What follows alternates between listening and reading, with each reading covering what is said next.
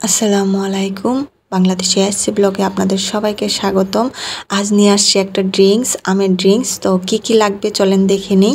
এখানে নিয়ে নিয়েছি একটা বড় সাইজের আম, আর এখানে নিয়েছি লবণ। এটা হয়েছে চিয়া সিড, অনেকে চিয়া সিড দিতেও পারেন, নাও দিতে পারেন আর কি, আমি খাই দেখে দিলাম। আর এখানে নিয়েছি 1 কাপ, বড় কাপ দিয়ে 1 কাপ দুধ। আবার দুধটা কিন্তু আমি জাল দিয়ে নিয়েছি। আর এখন নিয়ে নিচ্ছি আমি আমটা কেটে নিব।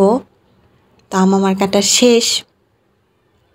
এগুলো সবগুলো ব্লেন্ডারে ব্লেন্ড করে নিব। আর এখানে কোনো চিনি দিব না, যারা চিনি খেতে চান তারা চিনি দিতে পারেন। আমি চিনি খাই না, তাই জন্য আমি চিনি দিব না।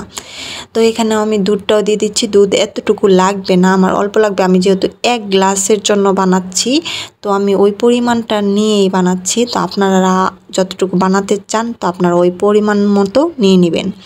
তো এখানে আমি দিয়ে দিচ্ছি চিয়া সিড। চিয়া সিডটা আর কি ব্লেন্ডারও দেওয়া চলে, না দিলেও চলে। আমটা ব্লেন্ডারের পরেও কিন্তু চিয়া সিড দেওয়া যায়। আর এখানে নিয়ে নেব 1 চিমটি নুন। এটা আমার স্বাদের জন্য, আমার ভালো লাগে নুনটা দিতে, তাই জন্য লবণটা আমি দিচ্ছি। আর যারা লবণ দিতে চাচ্ছেন না তো আপনারা লবণ দিবেন না, স্কিপ করে যাবেন। তো এটা আমি ব্লেন্ডার করে ফেলবো। এই তো আমার ব্লেন্ডার করা শেষ। তো এখানে আমি জুসটা কিন্তু খেতে অনেক মজা।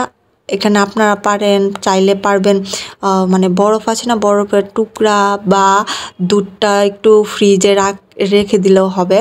আমি ফ্রিজে দুধটা রাখছিলাম, আমটাও রাখছিলাম, তাই জন্য এটা ঠান্ডাই আছে। আর আমি ঠান্ডা কমই খাই, যেহেতু আমার ঠান্ডার প্রবলেম। তো এখানে আমি কিছু টুকরা আমও দিয়ে দিব, কেটে রাখছিলাম 4-5 টুকরা মনে হয়। তো এখানে দিছিলাম। তো খাওয়ার জন্য এটা রেডি, পারফেক্ট। আপনারা বাসায় ট্রাই করবেন আর জানাবেন এটা কেমন লাগছে। আমার কাছে খুব ভালো লাগছে। আল্লাহ হাফেজ।